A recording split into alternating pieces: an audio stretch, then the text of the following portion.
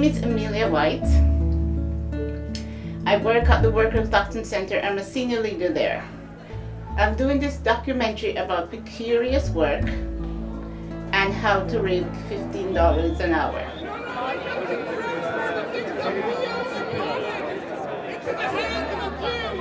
I came to Canada in the 70s. I used to be a manager. I had a good job. They closed down.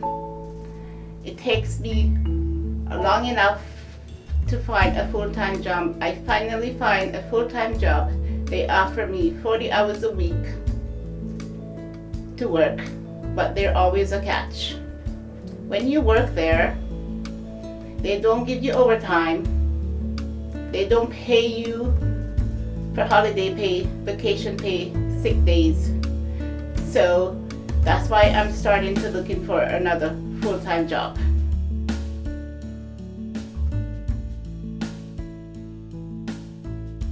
They want you to work overtime for free. Lots of my co-workers end up working overtime without pay, but they don't say anything because they're afraid of losing their jobs.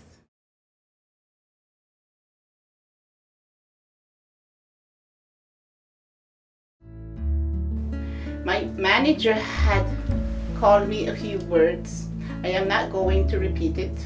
He kept giving me evening shifts and swearing at me.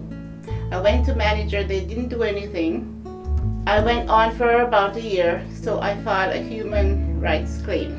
They don't want me here, but they can't fire me because everything is documented. What's so sad about this, that management know that it's guaranteed 40 hours a week, that people are going to stay even if management treat them bad. I never know what I'm gonna get scheduled for.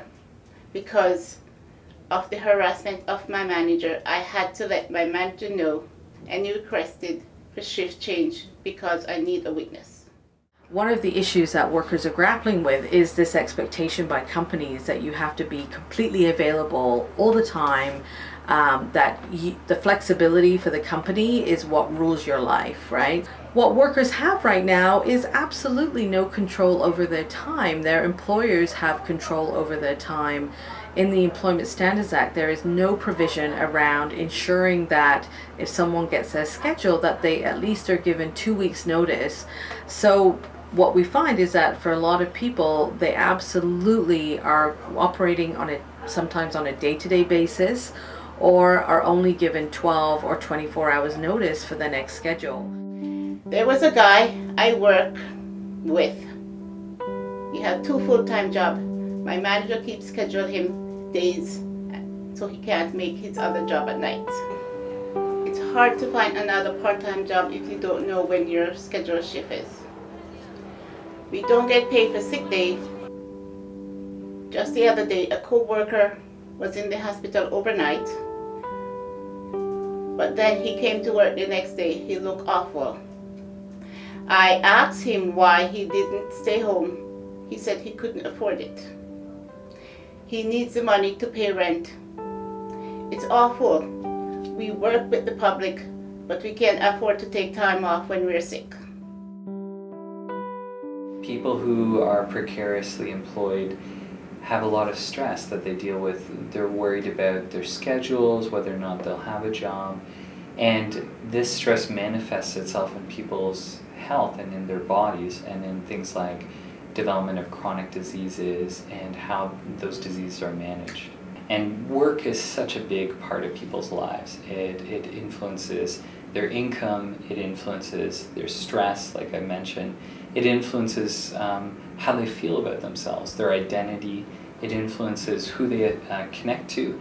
Even gets at things like the spread of infectious diseases and access to health promotion.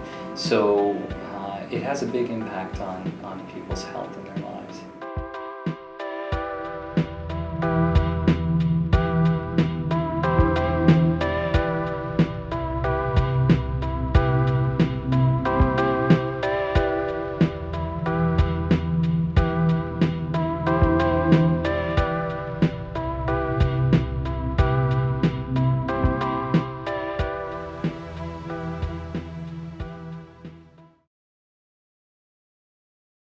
it's hard to make ends meet.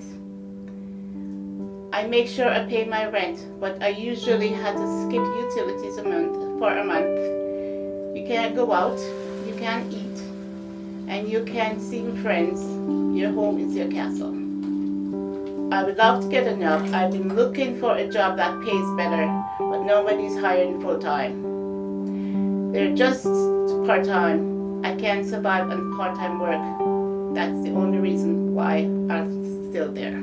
If you are feeling that there's a real unfairness in the workplace today, that if you feel that you're going to work and you can't say anything, that you don't feel that you're protected, or that you're not getting the kinds of wages or the labor rights protection that you have, then I think it's so important for people to organize. Gary, you have it right.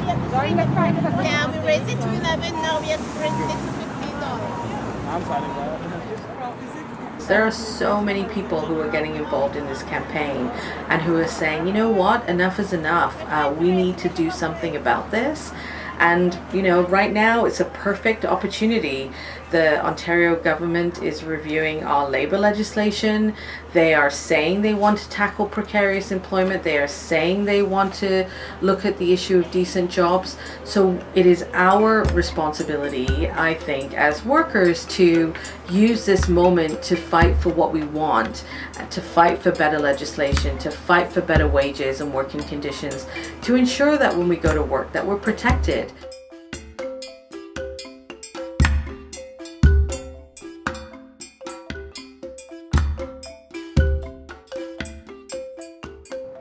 As a good friend of mine says, keep in mind the sweet moments in life, the how you push through the darkness of a harsh world. We gain sincerity by accepting the things we cannot change, focusing our energy where we can make a difference. Thank you.